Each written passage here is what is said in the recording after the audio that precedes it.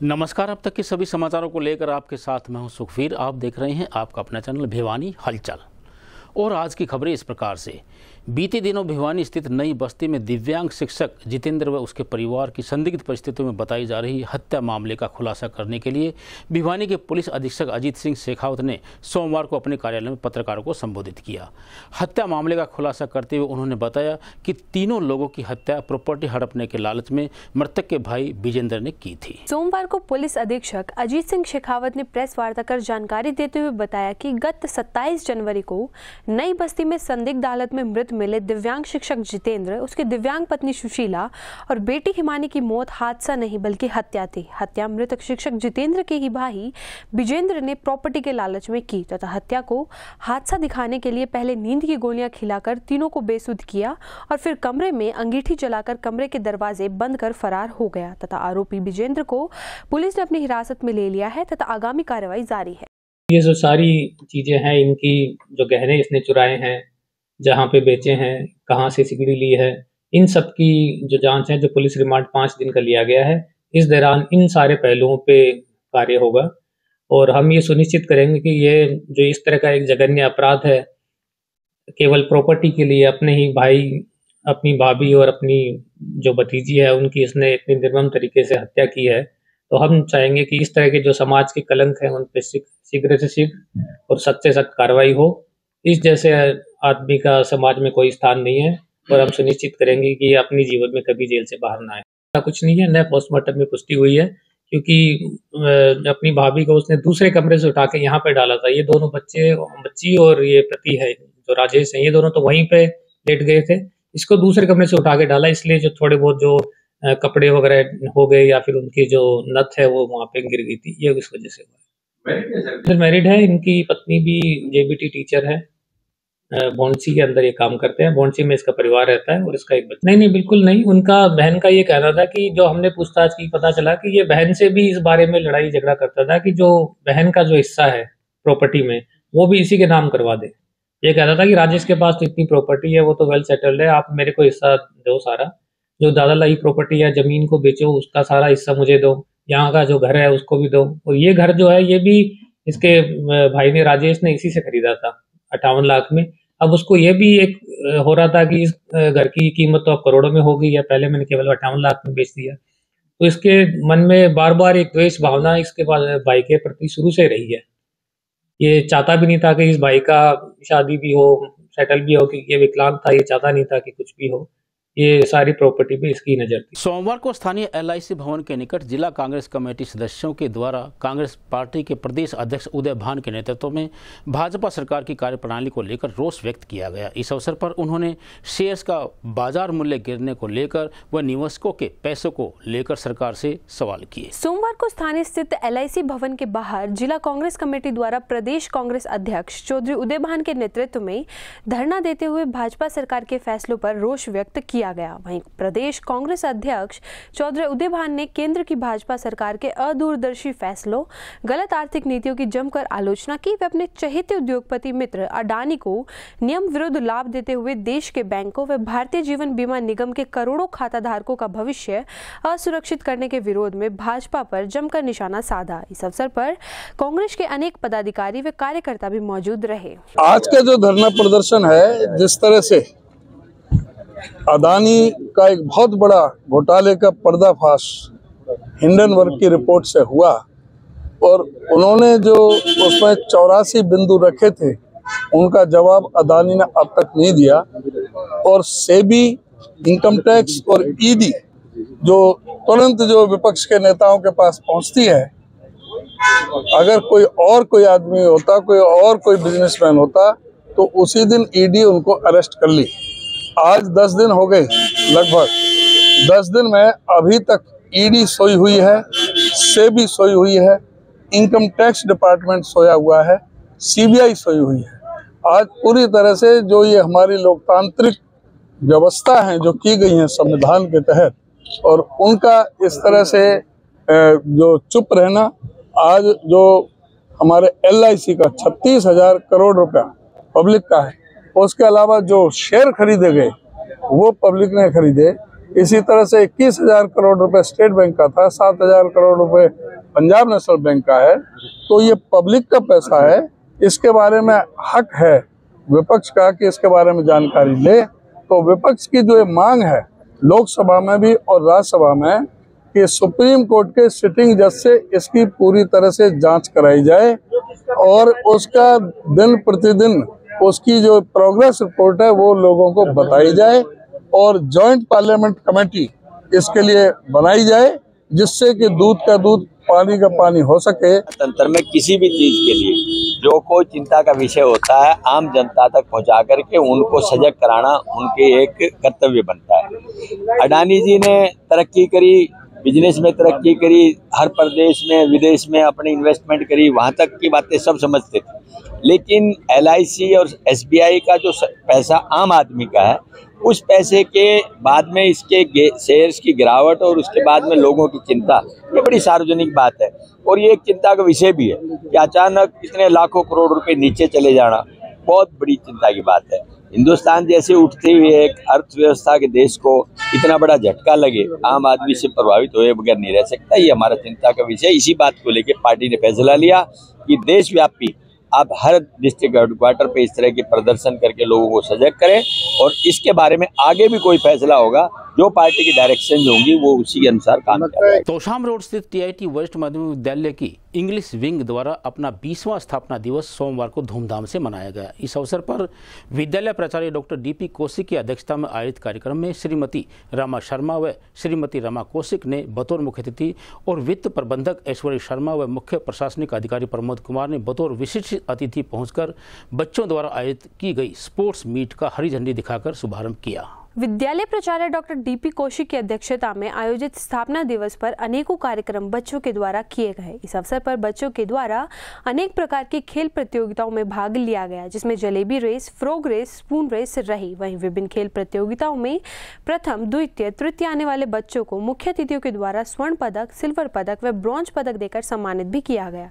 इस अवसर पर विशिष्ट अतिथि श्रीमती रमा शर्मा ने कहा कि बच्चों के सर्वांगीण विकास के लिए इस प्रकार की प्रतियोगिताओं का आयोजन करवाना अत्यंत आवश्यक है। उन्होंने विद्यालय के सभी अध्यापकों को, बच्चों को और उनके अभिभावकों को विद्यालय की स्थापना दिवस की बधाइयां दी। साथ ही विद्यालय इंचार्ज श्रीमती सरिता शर्मा ने कहा कि उनके द्वारा हर वर्ष इस प्रकार के आयोजन बच्चों के विकास के लिए किए जाते हैं, जिसमें बच्चों के द्वारा बढ़ चढ़कर भाग लिया जाता है। वहीं विद्यालय प्राचार्य डॉक्टर DP कौशिक ने भी बच्चों के द्वारा पेश किए गए खेल कार्यक्रम, PT डंबल्स आदि की भूरी भूरी प्रशंसा की और खेलों को बच्चों के सर्वांगीण विकास के लिए अति महत्वपूर्ण बताया। इस अवसर पर विद्यालय के वरिष्ठ अध्यापक सुखबीर सिंह, दिनेश शर्मा व पूर्व अध्यापक श्री राजकुमार शर्मा, मनोज शर्मा ने भी बच्चों को हरी झंडी दिखाकर विभिन्न रेस का उद्घाटन किया। आज TIT स्कूल के जूनियर विंग का स्थापना दिवस है और इस अवसर पर स्पोर्ट्स मीट का आयोजन किया गया है, जिसमें सभी बच्चों ने बहुत बढ़ चढ़कर हिस्सा लिया है। बहुत सारी रेसेस की हैं, balloon race, spoon race, jalebi race, और हम सभी अध्यापकों को और अभिभावकों को इस अवसर पर बहुत बहुत बधाई देते हैं और TIT स्कूल ऐसे ही दिन दुगनी रात चौगनी उन्नति करता रहे। आज TIT वरिष्ठ माध्यमिक विद्यालय के जो इंग्लिश मीडियम जूनियर विंग के अंदर उनका 20वां स्थापना दिवस मनाया जा रहा है और इस दौरान बच्चों के विभिन्न प्रकार की रेस का आयोजन किया गया है और हमारे विद्यालय के जो क्रीड़ा स्थल है उसमें छोटे बच्चों ने से लेके बड़े बच्चों तक विभिन्न प्रोग्रामों में बढ़ चढ़कर पार्टिसिपेट किया है। शुरुआत में ये हिंदी मीडियम में था। इंग्लिश मीडियम विंग की स्थापना 2003 के अंदर फरवरी में की गई थी। गणतंत्र दिवस की परेड में भाग लेकर भिवानी पहुंची 11 हरियाणा NCC बटालियन भिवानी की अंडर ऑफिसर करिश्मा को सम्मानित करने के लिए एक समारोह का आयोजन किया गया। इस अवसर पर NCC के commanding officer colonel Randhir Singh व उसकी अन्य अधिकारियों के द्वारा करिश्मा को प्रशस्ति पत्र व एक शील्ड देकर सम्मानित किया गया और उसके परिवार के सदस्यों की भूरी भूरी प्रशंसा की। इस अवसर पर कैडेट्स और परिवार के सदस्यों का commanding officer colonel Randhir Singh ने अभिनंदन किया। वह कार्यक्रम में MNS गवर्नमेंट कॉलेज से captain Ashok, captain Vipin, JVM college Charkhi Dadri और second officer Rajesh Kumar DAV public school के NCC ऑफिसर ने भी कैडेट्स और उसके माता पिता को हार्दिक बधाइयां दी। इस खुशी पर commanding officer colonel Randhir Singh ने कैडेट्स के उज्जवल भविष्य के बारे में विस्तार से चर्चा की और भविष्य में आगे बढ़ते रहने की शुभकामना भी दी। इस कार्यक्रम में सूबेदार major Rajesh Thakur, training officer सूबेदार मक्कन लाल, सूबेदार शीश राम, BHM श्री भगवान और PI staff, NCC office civil staff, senior under officer Sapna, under officer Diksha Takshak, Bharti, Surekha, Bhupendra, Rahul व अन्य कैडेट्स उपस्थित रहे। आज 11 NCC हरियाणा बटालियन भिवानी में जो बटालियन हेडक्वार्टर का प्रांगण है उसमें NCC की जो RD परेड 2023 थी उसमें हमारे 2 कैडेट्स जिसमें कि अंडर ऑफिसर करिश्मा और अंडर ऑफिसर साहिल दोनों ने पार्टिसिपेट किया है और दोनों ने भाग लेकर भिवानी का नाम हिंदुस्तान के लेवल में पूरे डायरेक्ट ऑल इंडिया के लेवल में चमकाया है।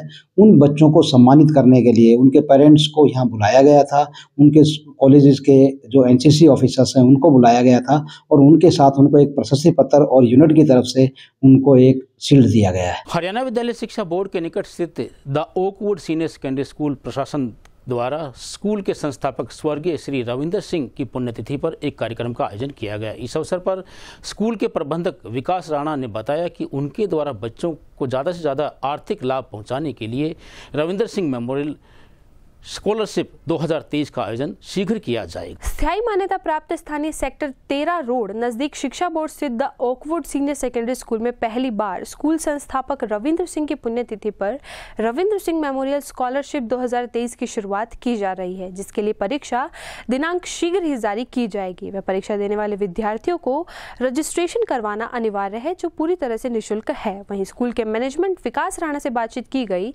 तो उन्होंने बताया कि स्कॉलरशिप परीक्षा में भागी छात्रों में से कक्षा प्रथम, छठी व 9वीं में पहले 3 मेधावी छात्रों को 12वीं तक मुफ्त शिक्षा प्रदान की जाएगी। हम पहली बार विद्यालय में रविंद्र सिंह जो हमारे संस्थापक हैं विद्यालय के रहे थे उनके स्मृति में स्कॉलरशिप परीक्षा आरंभ करने जा रहे हैं और इस परीक्षा की तिथि शीघ्र ही जारी की जाएगी। इसमें पहली से लेकर 9वीं कक्षा के छात्रों का प्रवेश इसमें प्रवेश के लिए परीक्षा है।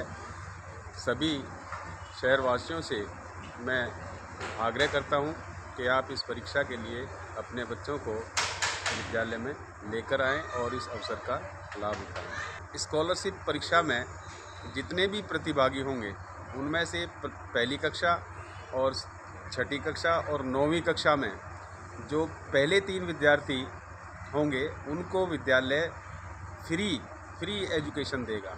सोमवार को जिले के विभिन्न गांवों के सरपंचों ने ई टेंडरिंग पॉलिसी को वापस लेने की मांग को लेकर स्थानीय BDPO कार्यालय में सरकार के खिलाफ प्रदर्शन किया। वहीं उन्होंने गांव के विकास कार्यों को करवाने में हर संभव पारदर्शिता दर्शाने की बात कही। वहीं मौके पर सरपंचों का कहना था कि यदि ठेका देकर गांव का कार्य करवाना था तो सरपंचों को क्यों चुना। उन्होंने कहा ई टेंडरिंग के जरिए 10 लाख तक का कोई कार्य सस्ते में किया जाएगा, जिसमें घटिया सामग्री का प्रयोग होगा तो जनता सरपंचों को दोष देगी, इसलिए हम पॉलिसी का विरोध कर रहे हैं। उन्होंने कहा कि यदि उनकी मांग नहीं मानी गई तो प्रदेश सरकार के खिलाफ बड़े आंदोलन का बिगुल बजाया जाएगा, साथ ही रैली व कार्यों का बहिष्कार भी किया जाएगा। इतना ही नहीं, इस अवसर पर उन्होंने 2024 के चुनाव में वोट की चोट देने की चेतावनी भी दी। का कार्यक्रम ये है कि ई टेंडरिंग के खिलाफ जो हमारे सरपंच भाइयों की जो सब पावर थी वो छीन ली। इस बारे में हम भिवानी ब्लॉक के सभी सरपंच भाई इकट्ठे हैं, BDO ऑफिस में अपना धरना प्रदर्शन कर रहे हैं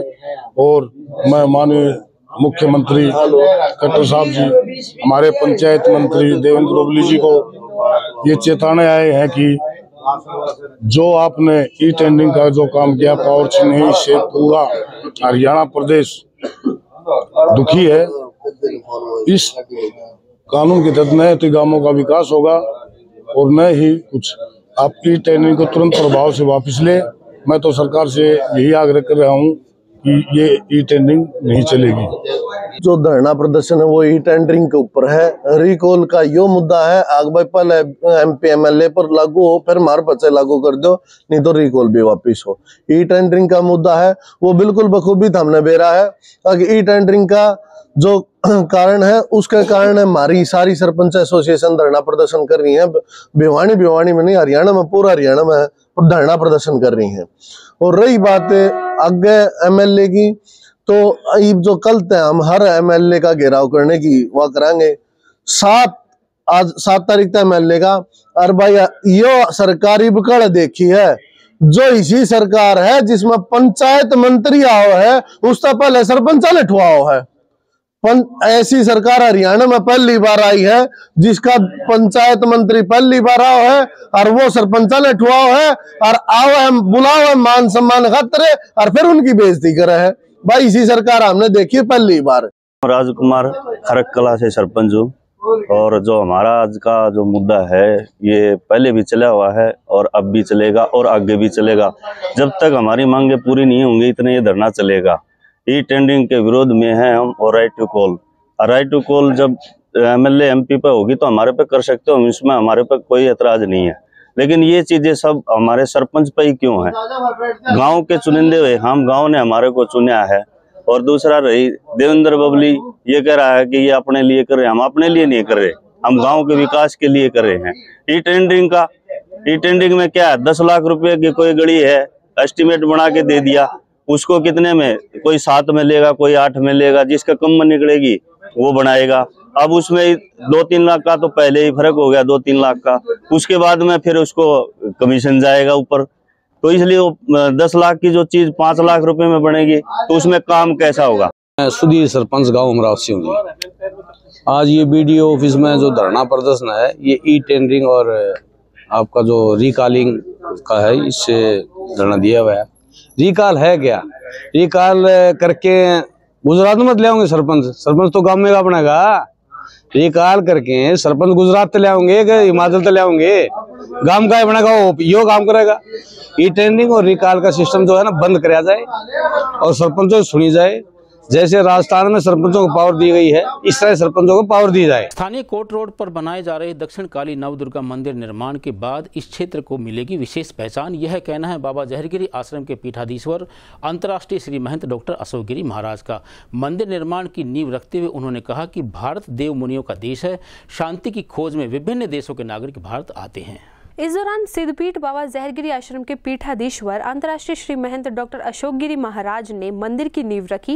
वे कहा कि छोटी काशी के नाम से विख्यात भिवानी के लोगों की धर्म कर्म के कार्यों में गहरी आस्था है। उन्होंने कहा कि भिवानी में करीबन 400 मंदिर स्थित है जहां पर रोजाना लाखों लोग पूजा अर्चना के लिए आते हैं। उन्होंने कहा कि दक्षिण काली नवदुर्गा मंदिर के प्रति भी लोगों की गहरी आस्था है तथा यह मंदिर एक भव्य मंदिर बनेगा जिसके कारण इस क्षेत्र को एक अलग पहचान मिलेगी। डॉक्टर अशोक गिरी ने कहा कि काली माता के दर्शन करने के लिए लोग कन्याकुमारी, कोलकाता के दक्षिणेश्वरी मंदिर तक जाते हैं। इससे स्पष्ट होता है कि देवी के प्रति हमारी कितनी प्रगाढ़ आस्था है। साथ ही उन्होंने कहा कि इस मंदिर के निर्माण से लोगों को काली देवी के दर्शन करने के लिए दूर दराज नहीं जाना पड़ेगा। यह विषय अलग है कि किसी ने कोई मन्नत मांगी है तो उसे उसी स्थान पर शीश झुकाने के लिए जाना ही पड़ेगा। डॉक्टर अशोक गिरी महाराज ने कहा कि देश की आध्यात्मिक शक्ति ही देश का मूल आधार है, इसलिए हमें अपने देवी देवताओं के प्रति सच्ची श्रद्धा रखनी चाहिए, तभी विश्व का कल्याण भी संभव है। इस अवसर पर बाबा घनश्याम यति, शिवगिरी, कामाख्या गिरी, विजेंद्र जोगी, सुरेश सैनी और मुला सैनी सहित अनेक श्रद्धालु उपस्थित रहे।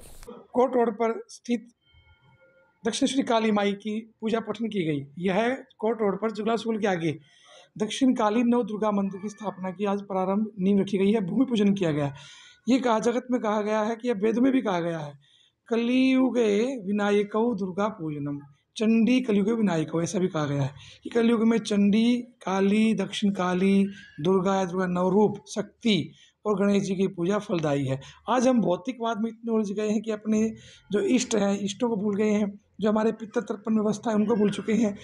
जब हम अशांति महसूस करते हैं, जब हम दुखी हो जाते हैं, हर तरफ से कहीं ना कहीं वैद्य हमें घेर लेती है, जब हमें केवल धर्म याद आता है। कहा भी गया है कि संकट और मुश्किल और कहते हैं कि परेशानियों में धर्म में एक दवाई बताई, यानी जब हम उलझन में आएंगे, हानियों में आएंगे, हम परेशानियों में आएंगे, ये कोई औषधि नहीं है, केवल धर्म में एक दवाई बताई है। और धर्म के लिए हमें प्रतीकात्मक जो सूची है, ये 2 कुल है, श्री कुल और काली कुल। उसी काली कुल में आज दक्षिणेश्वरी काली माँ का मंदिर यहाँ स्थापित किया जाएगा। सोमवार को हांसी रोड पर स्थित औद्योगिक प्रशिक्षण संस्थान में कौशल विकास व उद्यमशीलता को बढ़ावा देने के लिए रोजगार मेले का आयोजन किया गया। इस अवसर पर संस्थान के इंस्ट्रक्टर अमरदीप मलिक, कंवरजीत सिंह सोनी, संदीप ने बताया कि निजी क्षेत्र के कंपनी अधिकारियों ने विभिन्न ट्रेड्स में युवाओं के साक्षात्कार लेकर उन्हें चयनित किया है।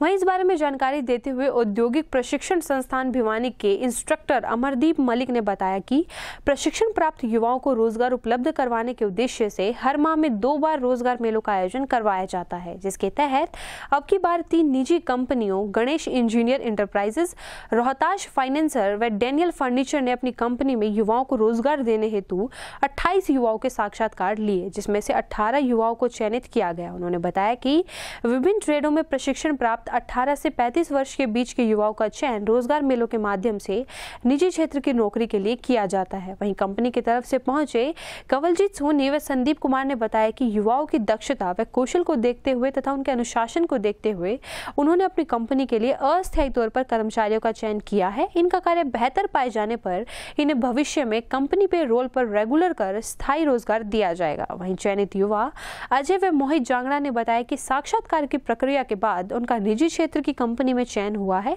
यह उनके लिए गौरव की बात है कि अब उन्हें अपने प्रशिक्षण पूरा होने के बाद रोजगार मिल रहा है। ये आज हम यहाँ ITI भिवानी के प्रांगण में अप्रेंटिस के लिए रोजगार मेले का आयोजन किया जा रहा है, जिसमें रोहतक की रोहतास फास्टनर्स कंपनी आई हुई है। उनको टर्नर, फिटर और मशीनिस्ट, साथ में इलेक्ट्रीशियन ट्रेड की आवश्यकता है। हम इसमें यहाँ का, क्योंकि हमारे यहाँ रोजगार के कंपनी जो कम है, रोजगार के साधन कम है, इसलिए हम समय समय से के लिए बाहर से कंपनी बुलाते रहते हैं ताकि भिवानी जिले के बच्चों को अधिक से अधिक रोजगार प्राप्त हो सके। अप्रेंटिस का ये एक तरह का ये ट्रेनिंग प्रोग्राम है, अर्ध कुशल से कुशलता की तरफ ले जाने के लिए। इसके बाद कंपनी अगर वो अच्छे काम करते हैं, बच्चे की आउटपुट अच्छी रहती है, तो उसको वहाँ पर कंपनी स्थायी रूप से रोजगार दे देती है। सोमवार को भिवानी की समाज सेवी संस्था JCI भिवानी स्टार द्वारा स्थानीय हांसी गेट स्थित एक निजी होटल में अपना 5वां स्थापना दिवस धूमधाम से मनाया। स्थापना समारोह में डॉक्टर विश्वनानंद यादव ने बतौर मुख्य अतिथि पहुंचकर दीप प्रज्वलन करते हुए कार्यक्रम का शुभारंभ किया। वहीं उन्होंने संस्था द्वारा किए जा रहे सामाजिक कार्यों की सराहना की। इस अवसर पर उमाशंकर अग्रवाल व पैट्रन गोपाल अग्रवाल ने बताया कि वर्ष 2023 के लिए JC संदीप मित्तल ने प्रधान पद की शपथ ली व सचिव पद के लिए राजेश चांगिया, कोषाध्यक्ष के लिए भारत गुप्ता व लेडीज विंग के लिए रेखा अग्रवाल और JJ विंग के लिए यश मित्तल ने शपथ ली। और पूरी टीम ने एक ही सुर में आह्वान किया वे अपनी पूरी टीम के साथ मिलकर वर्ष 2023 को सामाजिक कार्यों द्वारा यादगार बनाएंगे। ZP जोन 10 वर्ष 2023 JC सुनील माटा व ZVP JC जतिन सिंगला व keynote speaker JC Ravi Arora ने भिवानी स्टार के नए सदस्यों को शपथ दिलाई व सामाजिक हितों में कार्य करने की प्रेरणा भी दी। जैसा कि आप देख रहे हैं, हम लोग यहाँ आज JCI भिवानी स्टार, जो कि JCI की एक जानी मानी संस्था है भिवानी शहर के अंदर, उनके 5वें स्थापना दिवस के ऊपर हम लोग यहाँ सभी एकत्रित हुए हैं, जिसके अंदर JC संदीप मित्तल जी ने वर्ष 2023 के लिए प्रधान पद की शपथ ली है। वर्ष 2022 के जो अपने प्रधान JC अनिल बंसल जी, जिन्होंने न केवल जोन में बल्कि पूरे JCI इंडिया लेवल पे JCI भिवानी स्टार का नाम रोशन किया है और वहाँ अपने कार्यक्रमों के द्वारा अपने इस JCI भिवानी स्टार की टीम का डंका बजाया है। इस साल संदीप मित्तल जी ने जो ये कार्यभार संभाला है, हमें पूरी उम्मीद है JCI जो पूरे वर्ल्ड के अंदर इकलौती ऑर्गेनाइजेशन है जो एक इंडिविजुअल पर्सनैलिटी के ओवरऑल डेवलपमेंट के लिए हर तरफ काम कर रही है, चाहे वो उसका व्यक्तिगत विकास हो, चाहे उसका व्यापारिक उत्थान हो, चाहे उसका सामाजिक दायरा बढ़ाना हो, चाहे उनके बच्चों के लिए अच्छा प्लेटफॉर्म प्रोवाइड कराना हो, तो चाहे उनकी फैमिली के एनवायरनमेंट के लिए, सभी के लिए JCI काम कर रही है। कि प्रधान पद की जिम्मेवारी मेरे साथियों ने मुझे दी है, उसे बेखूबी मैं बहुत ही तरीके से सामाजिक कार्यों में, मानव जीवन की सुरक्षा के लिए और एक अन्न बचाने की बहुत अच्छी मुहिम चलाएंगे। बीती शाम श्री श्याम सरोवर मंडल के द्वारा नई अनाज मंडी में 34वां श्री श्याम दर्शन मेले का आयोजन किया गया। इस अवसर पर सूरत से दीक्षा राठौड़, अलवर से गौरव दत्त, छोटी काशी से दीपक गौड़, मनीष गुप्ता और निखिल अग्रवाल ने पहुंचकर अपने भजनों के माध्यम से बाबा का गुणगान किया।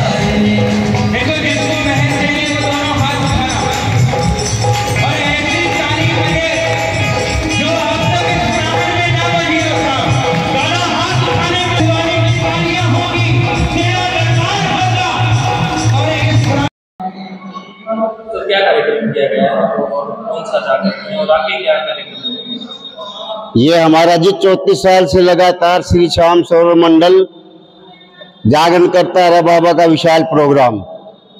ये पहले कई स्थानों पे अब 4-5 साल से नई अनाज मंडी में कर रहे हैं और अनाज मंडी वाले भी हमें पूरा सहयोग देते हैं, भिवानी शहर भी हमें पूरा सहयोग देता है। हम भिवानी शहर का तहे दिल से शुक्रिया अदा करते कि हमारे मंडल को तन मन धन से सेवा करते हैं और खासकर अनाज मंडी वाले जो है हमारा खूब सहयोग करते हैं, हमें फड़ खाली करके देते हैं, हमारी जो भी चीज की आवश्यकता होती है वो देते हैं। और हमारा मंडल ये 49वीं हमारी पैदल यात्रा है भिवानी से खाटू धाम। हर साल हम पैदल यात्रा लेकर जाते हैं और अगस्त के अंदर हम डाक ध्वजा लेके जाते हैं। श्याम बाबा का जागरण हम घर घर में करते, कोई भी भक्त करवाना चाहे हम किसी को भी इनकार नहीं करते।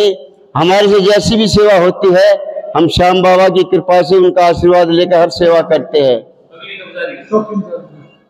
हाँ जी, आज चौकी इंचार्ज है दीपक चंद जी, दीपक चंद है ना। आज की खबरों में बस इतना ही। अब मुझे दीजिए इजाजत। देखते रहिए आपका अपना चैनल भिवानी हलचल।